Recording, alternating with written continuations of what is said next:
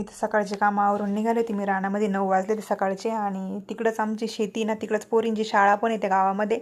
मग त्यांना सोडायचं होतं शाळेमध्ये तिथं. मग त्यांना सोडलं शाळेमध्ये, तसंच गेलं पुढं रानामध्ये.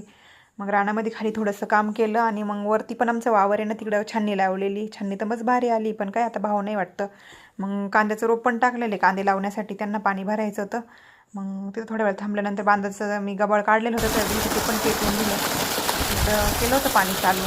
सोयाबीन एवढी सुकली ना, पाऊस पण होईना, पूर्ण सुकून चालली. म्हटलं आहे पाणी तर यांना म्हटलं मी लावते, म्हटलं ते वरती काम करत होते तिकडं. मग मी म्हटलं यांना बोलले की मी येऊन लावते, म्हटलं थोड्या वेळ थांबून तू जाय करू. मग पण मग काय पाणी काय त्याला सारे पाडलेले नाही ना, मग ते काही पाणी व्यवस्थित जात नाही. पण ते कसं बसं भरलं, तरी पण मी अर्ध निम्म भरलं.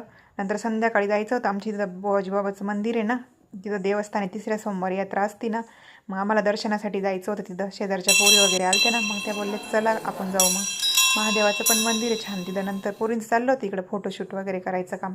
आम्ही काही यात्रेत एवढं फिरलो नाही, म्हणजे यात्रा काही एवढी मोठी नसती, छोटीच असती. पण देवाच्या दर्शनासाठी गेलो होतो आम्ही.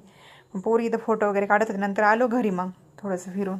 तुम्हाला जर माझे व्हिडिओ आवडत असेल तर लाईक, शेअर, कमेंट आणि सबस्क्राईब करा.